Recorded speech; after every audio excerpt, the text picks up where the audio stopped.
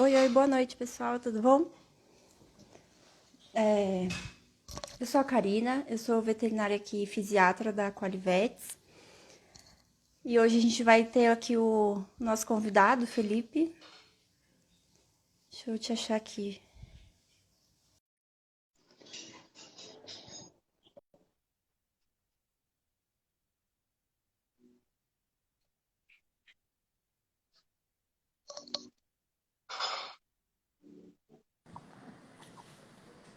Oi, Fê, tudo bom?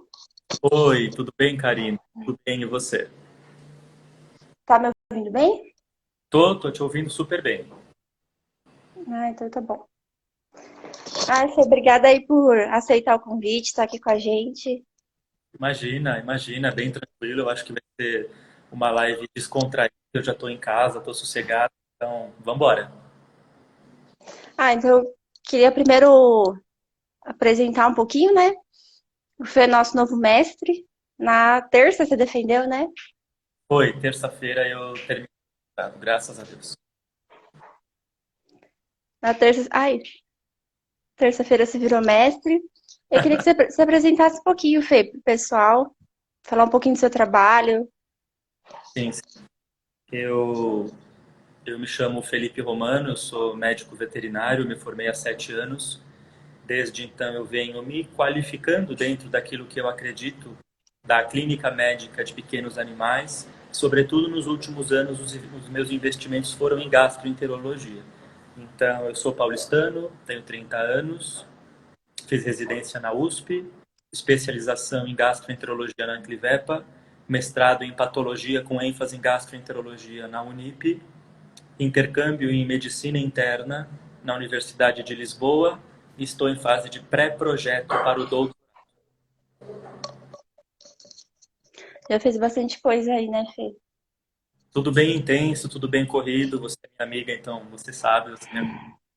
E gosto muito do que eu faço. Eu acho que a gente tem essa missão a cumprir dentro daquilo que a gente acredita.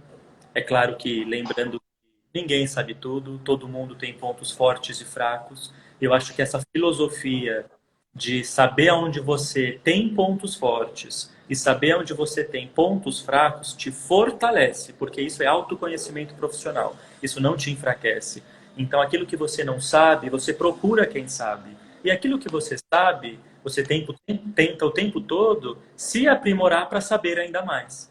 Então, é uma coisa que não acaba, né, cara? Você sabe, é o tempo todo ali aquele tesão pelo que a gente faz, aquela gostosura no que a gente faz. Então, estou muito contente pelo convite da live. Eu achei o tema muito oportuno, muito interessante, tanto para tutores como para colegas veterinários que possam também estar nos assistindo. Eu tenho hoje uma rotina especializada e focada apenas na então, depois de ter clinicado, de ter passado pelo mundo das internações e dos prontos-socorros, que me formou muito, que me fez muito bem, eu hoje me dedico só à gastroenterologia com a minha clínica na região de Moema. Então, eu quero começar essa live do começo e quero que você levante aí o que as pessoas trouxeram, o que o pessoal tem de dúvida, eu estou à disposição. Quem tiver dúvida, quem tiver na live, pode mandar nos comentários, a gente vai lendo aqui. Aí, Fê, pra gente começar, né? Uma pergunta: os animais eles vomitam normalmente? Os cães, os gatos? Se normalmente da sua pergunta foi no sentido de frequentemente, a resposta é sim. Cães e gatos vomitam frequentemente, porque o vômito, ele é um sintoma, ou seja, ele é uma manifestação muito comum em diferentes problemas de saúde do cão e do gato. Então a resposta no sentido frequente é sim. Agora, se no sentido de ser normal, não, o vômito não é normal, não é uma alteração aceitável, uma alteração que a gente fecha os olhos e não dá bola. Claro que muito esporádica, muito pontual, que pode ser a princípio ignorada ou pouco investigada, eu diria. Mas isso é muito diferente daquele vômito esporádico, crônico, aquele vômito eventual, que não é tão eventual assim. Volta e meia acontece. Então, seja para o cão ou para o gato, o vômito normal, no sentido de não significar absolutamente nada de errado, eu não acredito. Uhum. todo vômito a gente tem que investigar a causa, o que está acontecendo, né? Sim, porque, como eu disse, o vômito é uma alteração clínica, uma manifestação muito genérica, muito inespecífica, como nós chamamos. Então, pode ser fruto de um estresse, por exemplo, uma mudança da rotina do animal, ele teve um estresse e vomitou. Pessoas também vomitam por estresse. E, a princípio, nascendo um novo dia, vira a página, fica tudo bem. Agora, também pode significar a ingestão de um corpo estranho, um objeto inadequado que o animal simplesmente engoliu e está ali, causando doença, causando um perigo para ele, um perigo de dentro para fora, certo? Pode ser significado de infecções, pode ser significado de sensibilidades alimentares, porque alguns animais são sensíveis aos alimentos, não são todos, são alguns. Pode significar muita coisa, inclusive tumor, neoplasia, câncer de estômago e de intestino. Uhum. E Fê, qual que é a diferença entre vômito e regurgitação? O vômito, ele é a ejeção, a projeção de conteúdo gástrico boca fora. Ele sugere uma doença do estômago ou do começo do intestino, que nós chamamos de duodeno. Então, gastrites, duodenites causam vômito, sem dúvida. E muitas vezes o material ejetado, o material vomitado, é a bile, aquele líquido amarelado, às vezes esverdeado. Isso é muito diferente da regurgitação, que é quase uma olfato. Essa regurgitação, que é quase uma cuspida do alimento, ela sugere para nós o alimento que não chegou no estômago ainda. A situação era do esôfago, que é o órgão que transporta o alimento da boca até o estômago. E esse esôfago, que é como se fosse um tubo, como se fosse um cano muscular, quando ele está doente, ele não faz o transporte. E quando ele não faz o transporte, ele devolve o alimento boca fora. Então, vômito é um processo que envolve desconforto, que envolve projeção da bile, que é o líquido amarelado, e sugere doença do estômago. Graças a Deus é uma condição mais comum e mais frequente do que a regurgitação, porque a regurgitação sugere para nós doenças do esôfago, por exemplo. E as doenças do esôfago em cães e gatos costumam ser doenças mais frustrantes. E a boa notícia é que elas são menos comuns na rotina. E aí, o que que a gente deve dar para esses animais que vomitam?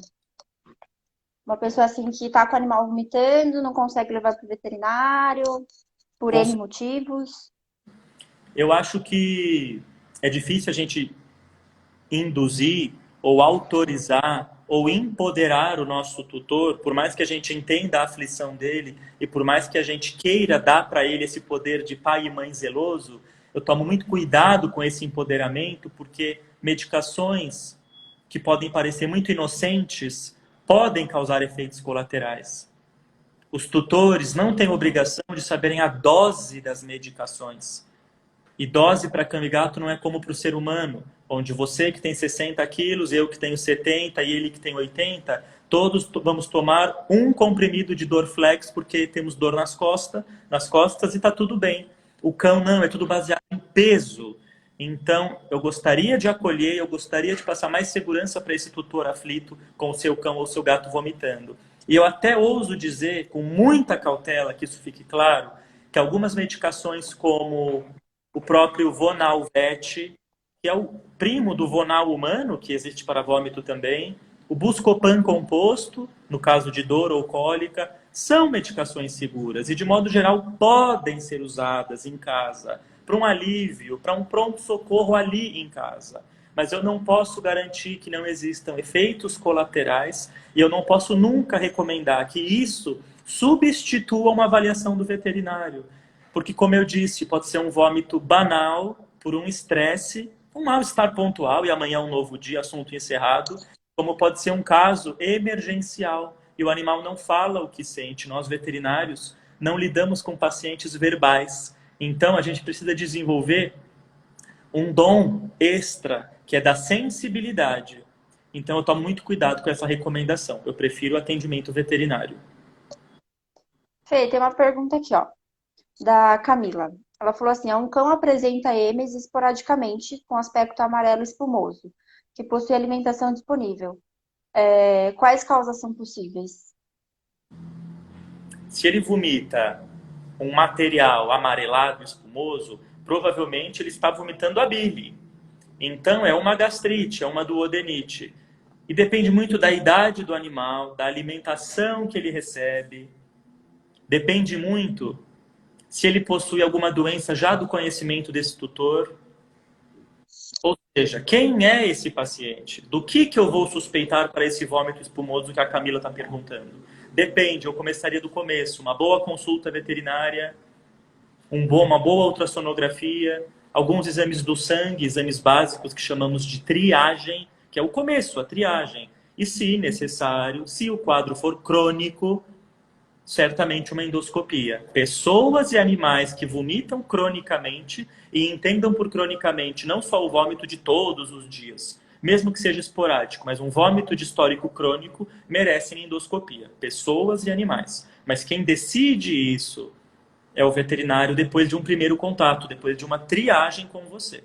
Mas, de modo geral, vomitar a bile só me mostra que aquele estômago não vai bem. Fê, em relação aos vômitos crônicos que você falou, como que você é, considera e conversa com o tutor quando é um caso de vômitos crônicos? Eu acho que o que é mais difícil, às vezes, de lidar quando eu estou diante de um cliente que tem um paciente com vômito crônico são os achismos. Eu não estou culpando ninguém. Nosso papel como veterinários é isso mesmo, é ouvi-los, acolhê-los, educá-los, orientá-los, e está tudo certo, é a nossa proposta. Mas esses achismos, às vezes, atrasam o andamento da nossa resolução. O que eu estou querendo dizer? Eu acho que o paciente que tem vômito crônico, ele precisa de uma abordagem um pouco mais focada no diagnóstico e não só nas medidas de alívio e tratamento. Se eu tenho uma dor no ombro e só durmo depois de tomar 2 Dorflex, eu acho prudente procurar um ortopedista, um clínico geral, um fisioterapeuta, porque não é normal. Então, o que eu estou querendo dizer? O Vonal, o Plasil, o omeprazol, o Buscopan composto, são exemplos de medicações que podemos e usamos em animais. Você sabe disso. Porém, por que aquele paciente vomita cronicamente? Eu não quero só tratar o sintoma hoje, amanhã e depois. Eu quero entender o que o meu animal tem. E esse é o nosso papel, investigar. Então eu acho que o que muda para mim, quando eu atendo um vômito, o Dr. Felipe começou anteontem, nunca vomitou na vida, me ajuda. E Dr. Felipe, ele vomita há 3 anos, me ajuda. A diferença é que o segundo exemplo, que é o crônico, já mostra para mim que além de uma ultrassonografia, que além dos exames de sangue básicos, provavelmente esse animal clama por uma endoscopia, ele clama por uma abordagem mais investigativa, porque o melhor inimigo é aquele que a gente sabe quem é. Uhum. E a gente não pode deixar E, a doença solta, a doença sem nome, sem sobrenome, doença vômito. Não existe essa doença. Eu quero saber quem é a doença que causa o vômito. Seja um estresse, vamos melhorar o manejo, melhorar a vida desse nosso animal. Se é uma infecção, vamos tratar a infecção. Qual é a infecção? De onde ela vem? Do sangue? Dos intestinos? Não sei. É uma doença do fígado? Vamos tratar esse fígado. Existem exames para diagnóstico de doença do fígado, assim como para o homem. É uma questão alimentar, vamos mudar a dieta, seja a ração ou seja a alimentação natural. Cada caso é um caso. Não existe uma resposta pronta. Sim? tem um comentário aqui, ô, Fê, da Dani, ela falou que é isso mesmo, foi assim que o Sloan ficou bom. Só depois da endoscopia, o tratamento e acompanhamento com a doutora Larissa. Doutora Tem uns Larissa. elogios. Ah, ela é ótima, trabalha com a gente na equipe. Que bom, fico feliz. Provavelmente a endoscopia, então, revelou algo que o ultrassom e que os exames de sangue não revelavam. E isso é muito comum, Karina. Por quê? O ultrassom, ele é um exame rápido, de modo geral barato, nada invasivo, então podemos e usamos muito o ultrassom, sem dúvida alguma. Mas ele não nos dá diagnóstico preciso do motivo do vômito dos animais, em algumas vezes. Então, Eu acho que é válido o ultrassom, os exames de sangue obviamente são válidos, eu preciso saber o que se passa naquele organismo, como eu disse no começo, isso se chama triagem. Porém, muitas vezes é depois da endoscopia, como ela está mencionando agora, que acompanhou com a doutora Larissa e etc., que a gente consegue um descobrimento. Qual é essa gastrite? Gastrite A, B ou C? Porque não existe gastrite. Assim como não existe doença da pele. Existem várias doenças da pele.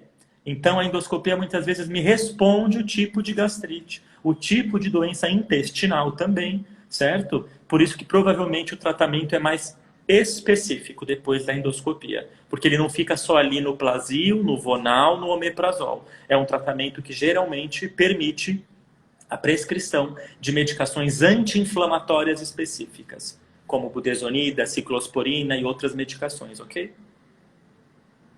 Fê, tem aqui uns comentários para você te elogiando. Depois dá uma lidinha. E tem uma pergunta aqui do Rodolfo. Ele perguntou se você faz desmame do omeprazol. Quanto tempo mínimo de uso para fazer esse desmame? Primeiro, muito obrigado pelo carinho de quem me conhece e está aqui me elogiando, me prestigiando. Muito obrigado. Vocês, colegas veterinários, e vocês, clientes também. Muito obrigado, é um grande incentivo. Agora, sobre a pergunta do Rodolfo. Rodolfo, peraí, professor, você faz desmame do omeprazol? Eu faço desmame do omeprazol, embora não exista uma metodologia específica para esse desmame, como existe para o corticoide, por exemplo, já bem estabelecido. Eu faço sim o desmame, mas não é nada de outro mundo, nada tão demorado ou tão criterioso como é o desmame do glicocorticoide, por exemplo. Então, se o animal faz uso do Gavis, do omeprazol, por mais de um mês contínuo, geralmente BID, geralmente 2 vezes ao dia, eu preciso pelo menos fazer 15 próximos dias da medicação CID, 1 vez ao dia. Em algumas situações, em dias alternados depois. Ou seja, não é um desmame muito demorado, mas eu desmamo sim. A gente não pode usar o omeprazol por mais de 2 meses, todos os dias, e da noite para o dia suspender a medicação antiácida. Isso é um prejuízo, isso é um risco. Deixa eu ver se tem mais alguma pergunta. Não, tem mais comentário aqui, Fê, te elogiando, falando que você que salvou o cãozinho da Fê. Ah, que demais. Obrigado, Fernando. Na verdade, a gente só orienta, a gente dá o caminho, porque quem medica, quem compra as medicações, claro, vamos falar a verdade, quem investe nos exames, quem paga o nosso serviço, tudo isso é o nosso cliente, é o tutor dos animais. Então eu tento ter uma abordagem com esse tutor muito profissional, é o meu jeito de ser, cada um tem o seu jeito e eu respeito. Eu gosto de uma abordagem bastante profissional, mas com bastante acolhimento também e muita orientação, porque quem medica, quem cuida, quem tem que ter paciência, porque é bem chato, não é fácil todos os dias medicar um animal no caso de uma doença crônica, é o tutor e ele merece esses parabéns. Então, a gente só orienta. E Fê, tem aqui uma pergunta da Dani. Qual medicação tem melhor resposta, ciclosporina ou Sandimon? A ciclosporina e o Sandimum são absolutamente a mesma medicação, porque o Sandimum ou Sandimum, ele é o nome comercial da ciclosporina. Então, o que existe atualmente é o Sandimum, que é a ciclosporina humana, que existe há muitos anos, é uma medicação para homens também, e usamos para animais. E existe atualmente o lançamento do Ciclavance, que é a ciclosporina veterinária, como se fosse a dipirona, que é o Dorflex para o homem, e a Dipivete, que é a dipirona para animais. Então eu confio tanto em um como no outro, mas por uma questão de mais tempo de experiência, eu tenho mais com o Sandimum, que é de uso humano. O Ciclavance, ele é recente, estamos usando agora e com bons resultados. O único problema dessas medicações, da ciclosporina, seja humana, é o custo. É uma medicação um pouco cara. E Fê, tem aqui ó, uma pergunta. Existe alguma relação de náusea com ingestão de grama? Existe alguma ligação de náusea com ingestão de grama? Sim, existe, porque se o animal está enjoado, nauseado, certo? Com aquela sensação de barriga inchada, aquele desconforto que todo mundo que já sentiu uma náusea, um enjoo, sabe do que eu estou falando. E ele procura a grama, que é feito de fibra, que tem gramínea, que tem mato e ele sabe que ele não é uma zebra, ele não é um herbívoro, ele não é um cavalo, provavelmente é porque esse alimento ele vai induzir a êmese, induzir o vômito. Então, eu estou dizendo que pode e não estou afirmando. Mas, de modo geral, ir ali comer uma graminha e horas depois vomitar é uma medida de alívio que o animal encontra, porque ele sabe que ele não digere bem a grama, ele não é uma zebra. Então, ele coloca aquilo para dentro, mesmo sendo um pouco errado, para depois se aliviar e vomitar. Agora, é claro, muito cuidado com essa informação, porque tem animais que têm hábito, costume, mania de comer grama. Então, se tornou um hábito, nós chamamos isso de desvio de comportamento. Mas esse é um outro assunto. E obrigado, Marcelo, por estar me elogiando sobre a sua cadelinha bela. Foi um prazer ajudar e vocês também foram muito solícitos. Você foi muito ponta firme para que ela melhorasse. E faz toda a diferença quando o tutor realmente obedece o que a gente está falando, realmente faz os exames que a gente solicita, nos mantém informados, seja pessoalmente ou pelo WhatsApp. A gente tem que usar a tecnologia e a era moderna a nosso favor e não contra nós. Então é muito bacana quando a gente lida com tutores que fazem a sua parte. E tudo bem se o tratamento não der certo na primeira tentativa. Tudo bem, existem doenças mais difíceis.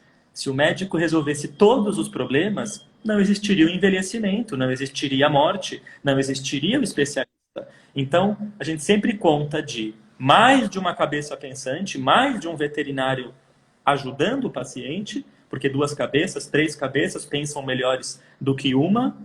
E a gente sabe que se não deu certo da primeira vez, vamos tentar de novo. O paciente não passou tão bem com a medicação X, tudo bem, vamos tentar a Y. Mas a única maneira de garantir esse acompanhamento é a comunicação. Então, quem busca um atendimento imediatista, baseado em pura ansiedade, para doenças crônicas, não vai funcionar.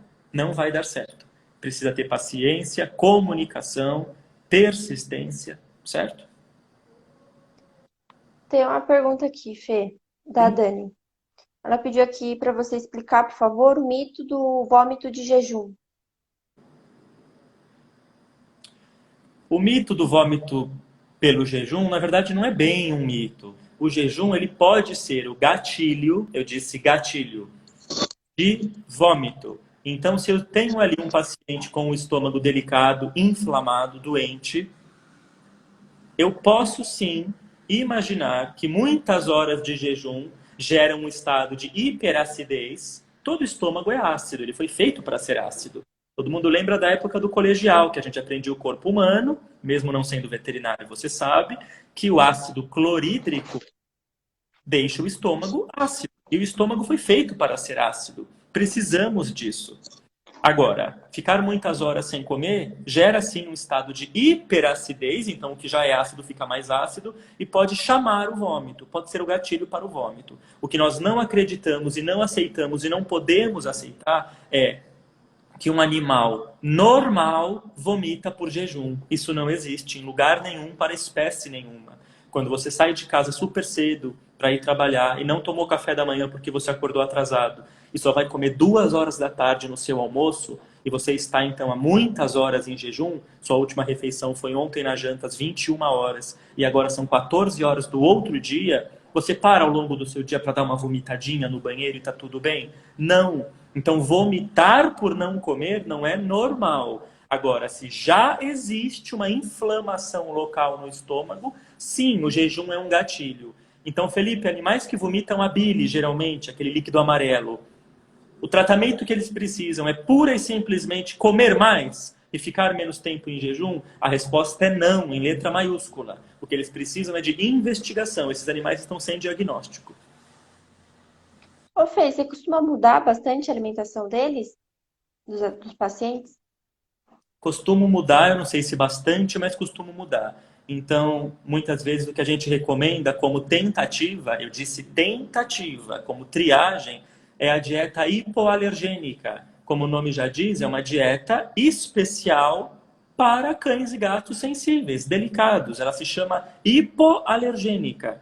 Existem várias, muito confiáveis, da Rios, que é a ZB, a Ultra Hipo, da VetLife, a Royal Canin hipoalergênica, a Premier hipoalergênica, há várias muito boas. A questão é, todo paciente responde à dieta hipoalergênica, não precisa de medicação nenhuma e está de alta?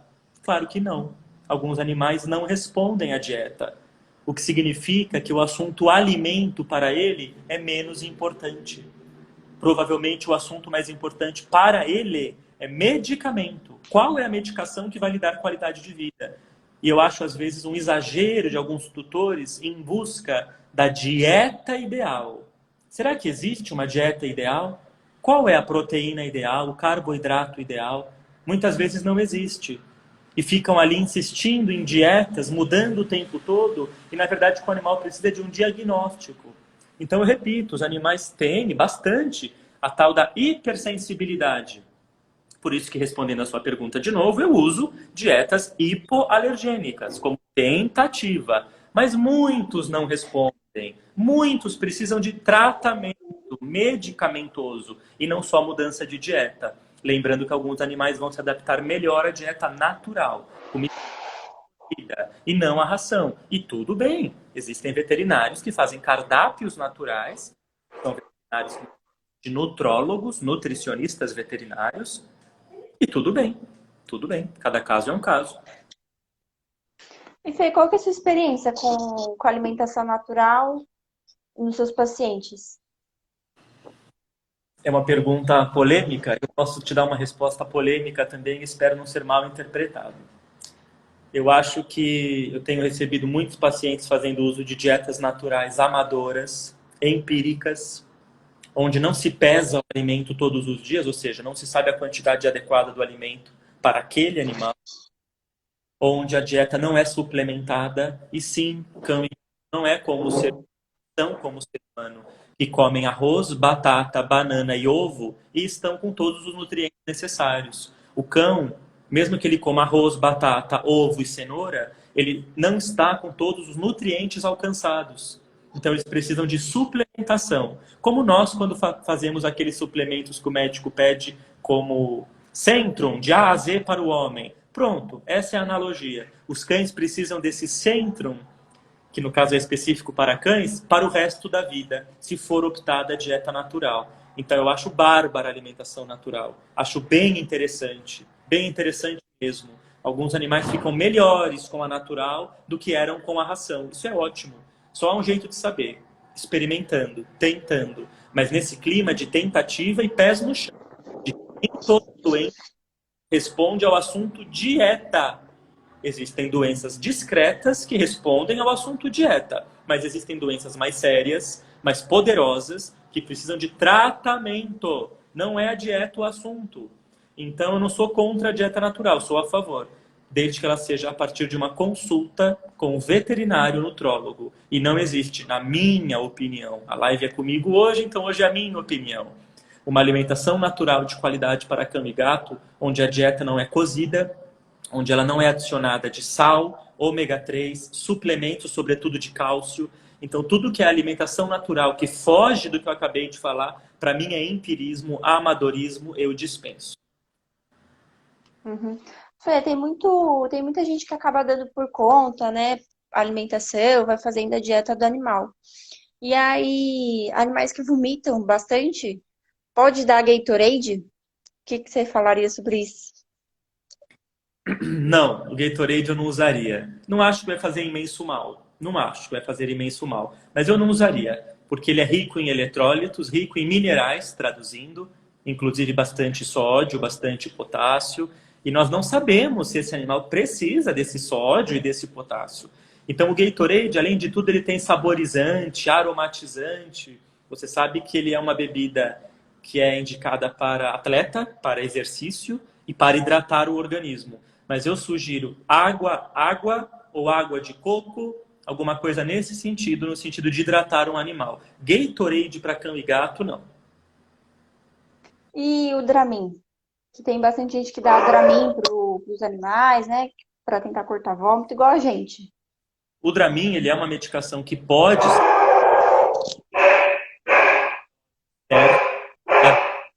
é a dose. E decidir se vai usar o veterinário.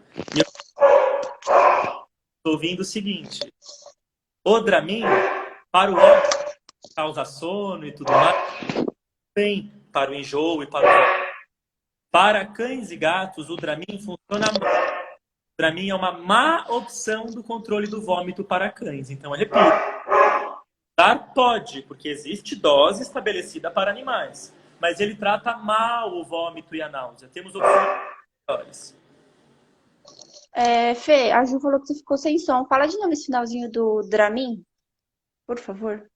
O Dramin pode ser usado em animais, mas a dose estabelecida tem que ser aquela que o veterinário recomenda, mas ele é uma medicação ruim no sentido de combater o vômito para animais. Entende? Então, de modo geral, o Dramin para cão e gato, ele é ineficiente. Ele é ineficiente. Tem coisa muito melhor do que Dramin para fazer um animal sair do enjoo ou parar de vomitar. Ok? Tem aqui a pergunta da Dani, perguntando o que você tem indicado para a cinetose. Vonalvete, Serênia, às vezes associados, e às vezes domperidona, porque muitas vezes a cinetose é acompanhada de refluxo. Sim? Como a Dani é veterinária, liga, eu me sinto à vontade de passar assim as medicações. E tem aqui a pergunta da Luciana, Fê. E a meclizina? Meclizina, não conheço. Desconheço, nunca usei em animais. Fê, a sua rotina você tem bastante. Você faz bastante endoscopia, né? E como é que você indica essa endoscopia para animais que vomitam, assim? Só para vômitos crônicos ou você vai fazer em toda a anamnese? Como que funciona? Dificilmente eu indico endoscopia, Karina, num primeiro contato. Oi, muito prazer, eu sou o Dr. Felipe Romano, senta, fica à vontade. O que está acontecendo com a Mel? Dificilmente, no final dessa consulta, eu já indicarei a endoscopia. Pode acontecer, caso a Mel já venha com exames recentes de outro veterinário e não tenha se descoberto a causa, caso a Mel tenha muito vômito, incluindo vômito com sangue, caso a Mel tenha muito vômito acompanhado de uma alteração clínica muito importante, que é a perda de peso. Eu não estou falando de uma perda de peso muito discreta ou pontual. Estou falando de perda de peso notável. Isso sugere, por exemplo, eu disse por exemplo, câncer gástrico. Então, posso até indicar endoscopia num primeiro contato, mas exceto esses exemplos mais radicais que eu estou dando agora, eu indico a endoscopia depois da triagem, depois da tentativa de um primeiro tratamento comigo, depois de ter feito um ultrassom. Se eu perceber que eu ainda estou no escuro, não sei por que o animal vomita, não dei o diagnóstico para o meu paciente, o meu cliente, com certeza a indicação é endoscopia. É o exame de eleição, é o exame mais indicado. E eu, na rotina da gastroenterologia, provavelmente acho que indico mais endoscopia do que o colega clínico geral. E se às vezes esse paciente tem algum outro problema associado, ele não consegue, não é indicado fazer a endoscopia, ele não vai conseguir ser anestesiado? Como é que você faz? Muito boa pergunta. Então, é um animal que é muito idoso e ele tem doença renal crônica, por exemplo. Os rins dele são doentes, então a anestesia para esses rins é um risco. Ou ele é um animal muito cardiopata, o coração é muito doente, é perigoso para ele a anestesia. Bom, a primeira coisa que eu vou te falar é que a endoscopia é um procedimento rápido, muito seguro. As intercorrências com endoscopia acontecem, é uma estatística minha da nossa clínica, do nosso serviço, ela está em menos do que 0,2% de intercorrência. Então, eu repito, é um exame seguro e uma anestesia rápida. De 20 a 40 minutos, o exame já acabou, o animal está acordando. E mesmo cardiopata pode consultar um bom cardiologista antes da anestesia para nossa segurança. Fazer um eco e um eletrocardiograma. Então, coração se trata, rins se tratam. Mas agora, respondendo sua pergunta, e eu sei que tem paciente que está num patamar de doença muito grave e não pode ser anestesiado. Perfeito, então nesse caso eu tenho que levar em conta a minha experiência e usar o tratamento que me vem à cabeça para aquele caso. Eu não consigo dizer isso agora. Mas sim, mesmo sem endoscopia, eu vou continuar tentando e vou trabalhar em prol daquele paciente. Fê, tem uma dúvida aqui da Paula. ela falou assim, qual o risco do uso prolongado da budesonida associada à dieta hipoalergênica para tratamento de doença inflamatória intestinal em gato? Uhum. A budesonida, ela é um corticoide que, a princípio, tem menor potencial de efeitos colaterais do que os outros grandes corticoides. Grandes corticoides seriam a dexametasona, a prednisona e etc., que são grandes, são potentes e costumam ser muito eficientes na inflamação crônica, que foi esse exemplo que a colega perguntou de um gato. Porém, corticoide muito potente pode trazer efeitos colaterais potentes, porque nenhuma medicação ela é seletiva. O organismo é um todo. Então, o corticoide pode chamar uma doença renal crônica, sobrecarregar os rins. O corticoide pode aumentar o colesterol, aumenta as gorduras do corpo, excesso de colesterol. O corticoide pode aumentar a pressão arterial, hipertensão arterial. O corticoide ele pode causar sonolência, prostração, fraqueza muscular. O animal vai se tornando mais apático. O corticoide pode, menos frequente, mas pode causar diabetes, certo? Alterações do fígado, que é o órgão que metaboliza, ou seja, que despacha tudo aquilo que a gente coloca de remédio para dentro, de medicamento para dentro. Então, pessoal, o corticoide pode causar muita coisa. Agora, a budesonida, que é um corticoide mais fraco e que tem menos efeitos colaterais, tem potencial de tudo que eu acabei de dizer, porém menor, porém mais raramente, porém permitindo tratamentos mais longos. Então a budesonida é sim uma boa opção, porém ela não está isenta de efeitos colaterais.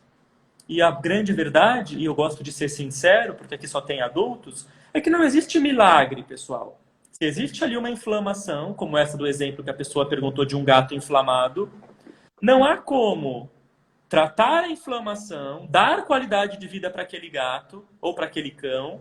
Lembrando que algumas inflamações de estômago e de intestinos podem comprometer a vida do animal e levá-lo ao óbito, ok? Sem tratar.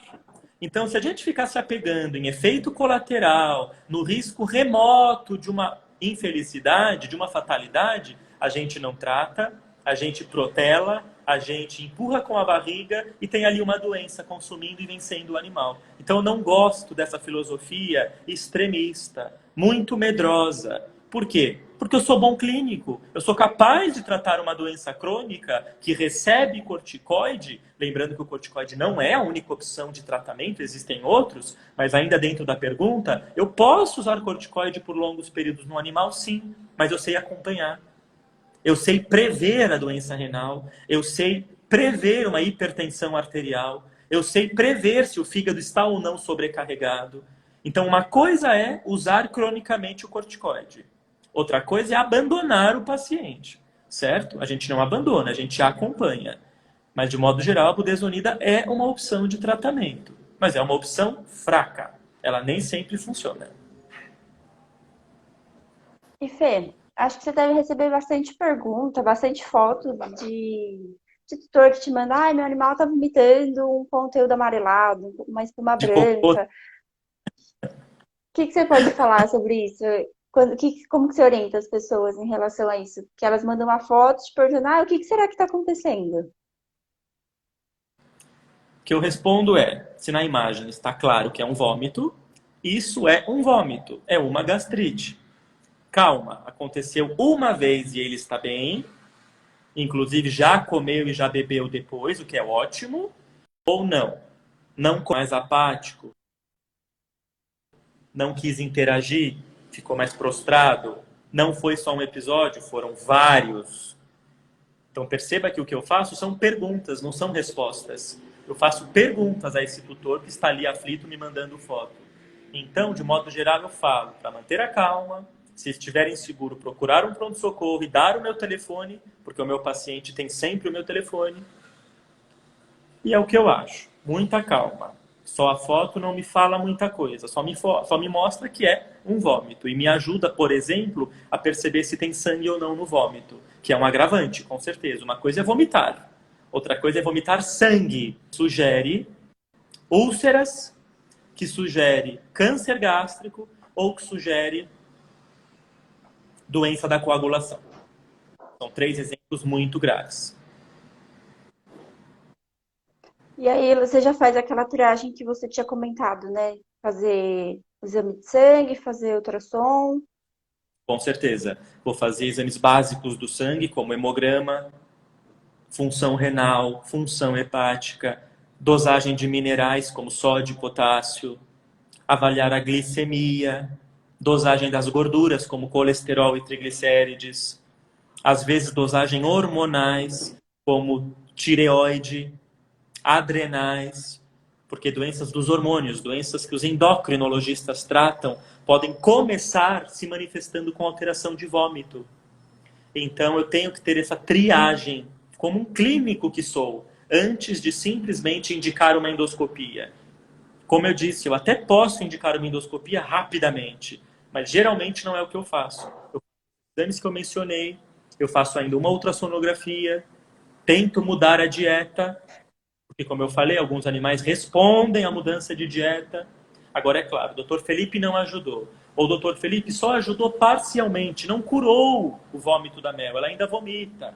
O Dr. Felipe perdeu peso com o tratamento novo. Como assim? Está piorando. Significa que o meu tratamento não está ajudando. E tudo bem, me informe que não está ajudando e eu vou subir o nível do tratamento. Febre que você sente não melhorou com Tilenol, tome Novalgina. Não melhorou com Novalgina, tome Advil. Não melhorou, vá ao médico. A mesma coisa eu falo de um vômito. Não melhorou com a primeira conduta? Me avise, vamos tentar a segunda. Mas o meu assunto, a minha filosofia, quem me conhece sabe, não é só vamos melhorar o tratamento. Tome aqui uma receitinha mágica. Eu quero investigar. Ah, legal, Fê. E você falou dos exames hormonais, né? Que às vezes você solicita. E quando a pessoa não tem condições de fazer, porque é um exame mais caro, né? Não é tão acessível assim.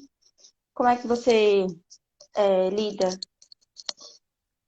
Eu acho que, primeira coisa, somos todos pessoas, todos humanos, e se tem alguém que o meu cliente tem que ser sincero, sou eu, que sou o médico veterinário dele, do animal dele. Então, doutor, não dá para fazer esse exame agora. Doutor, estou apertado, o orçamento não dá conta disso que você me pediu.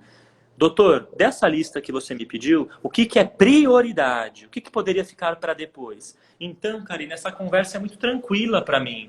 Isso é bem tranquilo, somos pessoas, às vezes temos mais dinheiro, menos dinheiro, às vezes fomos surpreendidos com uma situação que a gente não imaginava, não é? Então, é questão de conversar e eu vou tentar priorizar os exames mais importantes. Talvez dispensar alguns, indicar mais outros. E claro, às vezes a gente indica um exame porque acredita muito naquela suspeita. Outras vezes a gente indica um exame não para gastar o dinheiro do nosso tutor à toa, do nosso cliente à toa, mas porque faz parte da triagem aquele exame. E quando ele me sinaliza restrição financeira, eu entendo e tento levar em conta só aquilo que eu realmente acredito. Então, por exemplo, um animal de 6 meses vomitando e bebendo muita água. Doutor, tá com uma sede estranha, bebendo muita água, e ele tem 6 meses vomitando. Eu vou suspeitar de diabetes? Posso suspeitar, mas seria raro, seria incomum com 6 meses de idade. Agora, se ela tivesse 6 anos, eu pensaria mais no diabetes, bebendo tanta água e vomitando. Então, veja bem, se tiver 6 meses e o meu tutor não tiver condição para a curva da glicemia ou para o exame de urina, pensando num diabetes, eu vou focar naquilo que mais importa. E com 6 meses vomitando, eu pensaria, por exemplo, em sinomose, parvovirose, corpos estranhos e imprudência alimentar. Além de uma outra doença hormonal, que é o hipoadrenocorticismo. Mas olha só como mudou a conversa. Quando falou 6 meses, me vieram algumas coisas na cabeça. Quando falou 6 anos, vieram outras suspeitas. E quando me fala 16 anos, uau, me vêm outras suspeitas. Tudo é a idade, faixa etária, predisposição. Quem tem mais artrose nas juntas? Doenças das articulações, doenças das juntas. Você com 30 anos ou a sua avó de 80? Provavelmente a sua avó de 80. Ok? E Fê, na sua rotina, é, quais são as causas mais comuns que você tem pego, assim, de Certo. às vezes Tá escalonado errado, a medicação? comum, tá bom? Oi, O que eu mais desculpa, tenho em... cortou. Opa, voltei. Eu vou tentar falar o que eu mais vejo na rotina. A doença intestinal inflamatória crônica, que apesar do nome terminar em intestinal, vocês podem entender que ela se estende ao estômago também, ok? Então, doença intestinal inflamatória, chamada DII, ela é, como o nome já diz, uma inflamação crônica que acomete o estômago e os intestinos, para alguns animais mais o estômago, então eles vomitam. Para outros animais mais os intestinos, então eles têm diarreia. Depende, cada caso é um. Mas de modo geral, essa tal doença intestinal inflamatória é o que mais caracteriza nos meus pacientes atualmente. E em segundo plano, a gente tem hipersensibilidades alimentares, onde realmente a dieta faz toda a diferença. Em segundo plano, eu vejo as hipersensibilidades alimentares. Descendo a pirâmide, parasitas, lembrando que existem parasitas óbvios, que o clínico lembra muito, por exemplo, a giardia, que é um protozoário, é um parasita, que inclusive pode ser transmitido para o homem, certo? E ela é um parasita óbvio, muito comum, e o clínico lembra muito da giardia, mas existem também parasitas atípicos e incomuns e que às vezes são esquecidos. E sim, eles podem causar vômito. Verminoses e parasitas não causam só diarreia, podem causar vômitos. E outras doenças poderiam ser hormonais, outras doenças poderiam ser câncer, neoplasia, existe câncer de estômago, câncer de intestino, certo? Outras doenças poderiam ser pancreatite, doenças do pâncreas, que é o órgão vizinho ali do estômago e dos intestinos, e que também faz o animal vomitar. Então, como eu disse, o que é mais comum para mim é a doença intestinal inflamatória. Mas a depender da idade, do que eu escuto na entrevista, no que eu escuto na anamnese com o meu cliente, eu vou pensar mais num parasita, mais num câncer, mais numa hipersensibilidade alimentar, ou até, como você mencionou, toxicidade a medicações. Ou seja, doutor, ele vomita desde que ele ganha remédio do coração, remédio para o rim, remédio para a coluna, remédio para a pele, remédio para o fígado. Então é um animal que recebe muita medicação. E eu não estou dizendo que isso está errado, ele provavelmente precisa da medicação e eu parto do princípio que foi passada por um bom colega veterinário. Só que, se ele vomita com essas medicações, ele está ganhando uma gastrite medicamentosa. Então, esse animal deve ganhar comigo um tratamento. E tudo bem, vamos tratar agora o estômago que está dando problema. Mas vamos seguir com os outros tratamentos. Exceto seja algum outro tratamento que realmente esteja colocando em risco o estômago do meu animal. Aí a gente tenta ligar para esse outro veterinário, trabalhamos juntos e com muito coleguismo tentamos substituir a medicação. Ou seja, troque A por B, porque B vai ser melhor. O A causou muito vômito. E, Fê, hoje em dia a gente tem sempre uma vida bem corrida, a maioria das pessoas fica fora o dia inteiro.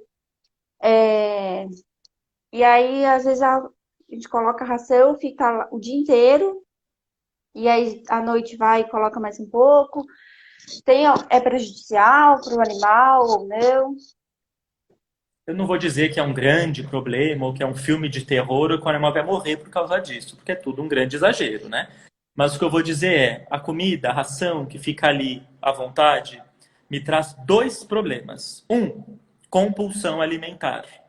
O animal come mais do que ele precisa, principalmente porque ele fica muito tempo sozinho, ansioso, ocioso, entediado. E o que ele faz para passar a ansiedade? A mesma coisa que eu e você. Ele come compulsivamente, certo? Então você pode ganhar a obesidade, que é um grande problema da atualidade, a obesidade, para cães e para gatos. É cada vez mais raro e cada vez mais difícil consultar um animal e dar aquela minha olhadinha na cintura dele e achar que ele está no peso ideal, porque a maioria está balofo, obeso, e obesidade é doença para o cão também, para o gato também. Então, o meu problema um é dieta à vontade gera compulsão alimentar, ele se torna obeso. Não estou dizendo que todos, mas podem se tornar. Problema número dois, a ração à vontade, exposta ao ar ambiente, à umidade ambiente, lembrando que o animal vai dar uma lambida, baba em cima do prato e depois de 3 horas ele volta, é uma ração que oxida. Ela perde vitaminas que são evaporadas, certo? Sem falar que é um pratinho de comida mais porco, mais sujo. Porque o animal vai, lambe o chão, vai, brinca com o outro. Cachorro se cumprimenta como? Com um aperto de mão? Não. Um cheira o bumbum do outro e depois bota a boca na comida de novo. Coloca a boca no pote de comida. Então eu não gosto de alimentação à vontade. Não estou generalizando e eu entendo a vida de cada um. Mas eu prefiro alimentação programada. O cão deve receber em média 3 refeições diárias. Lembrando que a última refeição diária, aquela da noite do jantar, deve ser, é claro, menor do que as demais. Assim como ser humano, você não deve consumir a mesma carga de energia antes de dormir que você consumiu de manhã cedo. Você come menos à noite. Então eu sugiro de 2 a 3 refeições para o cão ao dia. E o gato também pode comer de forma programada. O único problema é que o gato gosta de petiscar mais. Ele come poucas vezes e numerosas, pouca quantidade e numerosas vezes ao dia, certo? Mas o gato também tem hábitos mais higiênicos do que o cão para comer. Então acho que eu me preocuparia menos com uma dieta à vontade para gato. Agora é lógico, se o gato tem compulsão, ele também vai ficar obeso, igual o cachorro. Então tudo depende, carinha, do perfil do animal. Mas o que eu tenho visto hoje são animais com compulsão para comer. E o tutor, o cliente, muitas vezes gosta disso porque ele acha uma gracinha ver que o seu animal todo dia come mais do que deveria. Isso é um problemão. Pode não ser hoje, mas será futuramente. Certo? Então, eu não gosto muito da alimentação à vontade. Agora, no caso de alimentação natural, é proibido absolutamente cozinhar um arroz, um lombo suíno, uma clara de ovo, hortaliças e legumes e deixar ali à vontade aquilo no chão por horas. Aquela comida vai azedar na temperatura ambiente, certo? Então a alimentação natural tem que ser programada. Uma pergunta aqui da Isa, ela perguntou se pode oferecer fruta para o animal. Se esse animal for um cão, sim, podemos. Pode oferecer fruta. Melão, melancia, banana, maçã, certo? Tudo isso pode ser oferecido. A gente só evita muito, Isabel, carambola, uva, abacate e frutas cítricas como laranja e limão. Essas podem ser tóxicas para o cão. Podem causar vômito, causar úlcera e algumas delas, inclusive, intoxicação renal. Então, carambola, uva, abacate, limão, a gente evita. Agora, uma banana, uma melancia, um melão, uma maçã, uma pera, podem ser usadas. Só cuidado com a quantidade, porque a fruta tem o açúcar da fruta, que se chama frutose.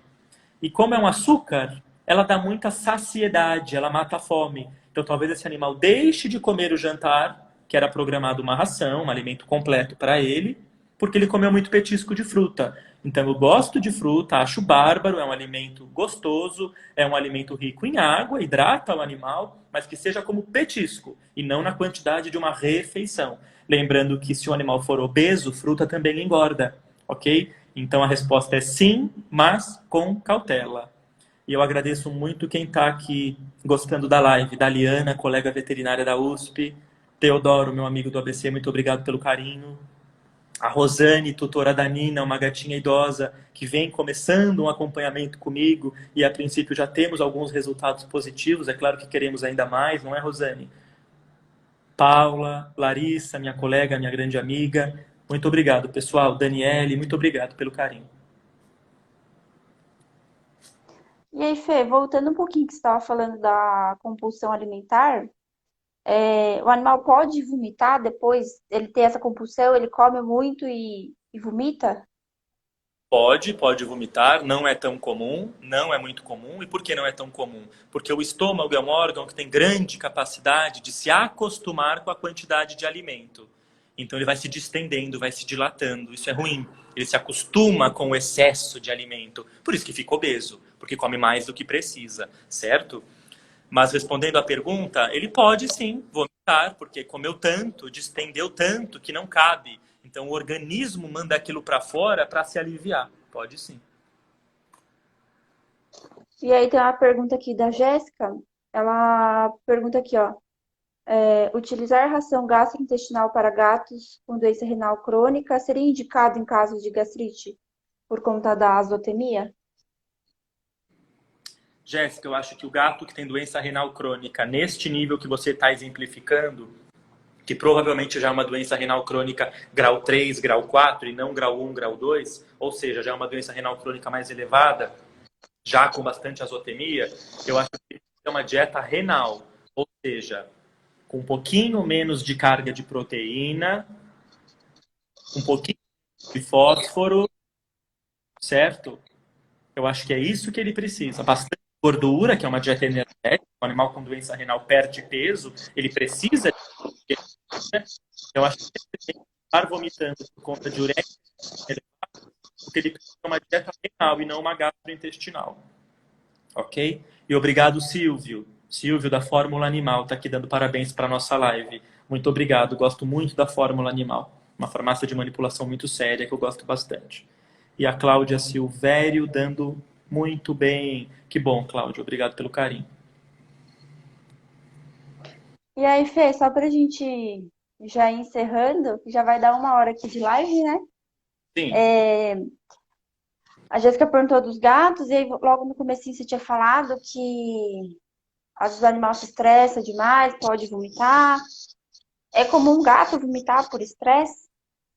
É comum qualquer animal vomitar por estresse. Só toma cuidado para você, tutor, ou até colega veterinário, não ficar colocando cabelo em ovo. E sempre justificar que ele vomitou porque foi no banho tosa, que ele vomitou porque hoje veio uma visita na sua casa, ele não gostava muito, ficou latindo, ficou chateado. Ele vomitou porque ele comeu 1 grão de ração a mais do que ele comia geralmente. Ele vomitou porque fez muito calor. Cuidado, isso me parece mais uma sabotagem de pai e mãe zeloso. E tudo bem, eu repito, a gente entende.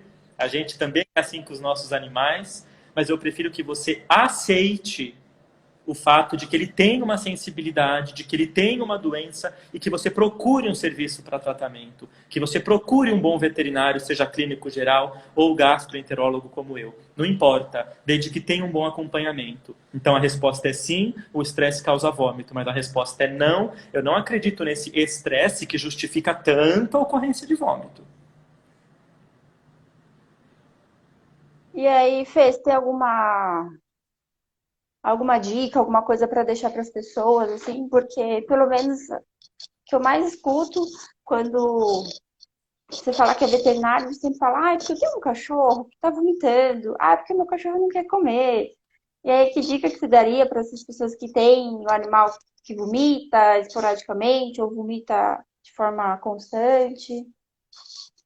Eu acho que, primeiro, se afaste do empirismo, do achômetro, do amadorismo. Sabe aquele blog? Sabe aquele chat? Sabe aquele canal do YouTube? Não, não sei e não quero saber. Eu gosto de serviço veterinário de qualidade, baseado em qualificação técnica. Eu gosto de trabalho científico publicado internacionalmente. Eu gosto de técnica, porque nós fazemos medicina. Então, eu tomo muito cuidado para não ser interpretado como uma pessoa resistente ou arrogante. Não é o fato. O fato é, se você fica buscando informação no lugar errado, o resultado será errado. E na era digital que a gente vive hoje, com Instagram, YouTube, canais, enfim, tudo isso nos expõe a muita informação. Mas não nos expõe só a informação de qualidade. Então, primeiro, tenha um bom veterinário te dando suporte. Segundo, lembre-se que se você estiver numa situação de insegurança com o seu animal, não é uma orientação por WhatsApp que você precisa, é um pronto-socorro. Pegue seu carro, leve seu animal a um pronto-socorro.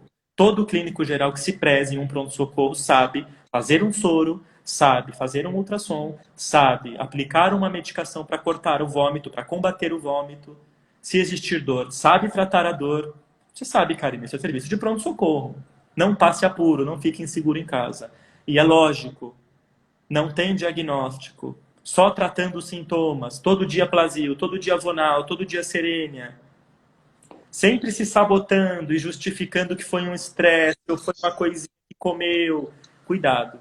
Estou achando que está faltando aceitação e está faltando diagnóstico. E o melhor inimigo é aquele que a gente sabe quem é, porque a gente sabe evitar. A gente sabe tratar e muitas vezes, não ficou claro na live, mas agora no final eu vou deixar, pode curar algumas gastrites, algumas doenças intestinais, doenças do fígado. O nosso assunto é vômito, como eu disse no começo, mas eu estou dizendo isso do modo geral, pessoal. Muita coisa tem cura. Só que só tem cura se você sabe o que é, certo? Pessoal, muito obrigado pelo carinho. Muito obrigado pelo carinho. Agradeço novamente o convite do pessoal da Qualivetes, moderado pela minha amiga, doutora Cláudia, grande psiquiatra, grande fisioterapeuta, jovem e apaixonada pelo que faz. Então, muito obrigado por todos vocês estarem aqui hoje, ok? Beijos e abraços, boa noite. E deixa eu pedir a minha pizza que eu quero comer ela quentinha. Ai, Fê, eu te agradeço aqui. Tem um monte de comentário te elogiando bastante, é, Obrigado. parabenizando a live. Você é referência aí, você sabe, você é um profissional excelente. E Muito obrigada obrigado. por estar aqui antes da sua janta. Pessoal, qualquer coisa, me adicione no Instagram, é @doutor.ferogastro.vet. Tem nosso site também, www.ferogastro.com.br. É Fero de Felipe Romano, ferogastro.com.br. Vai ser um prazer conhecer novos colegas veterinários que muito me confiam seus pacientes, muito me encaminham e todo mundo trabalha junto. E, claro, os clientes diretos, os tutores, procuram às vezes diretamente. Então, muito obrigado pelo carinho. Beijos e abraços. Tchau, tchau. Obrigada, Fê. Tchau, tchau. Boa noite. Boa noite, boa noite.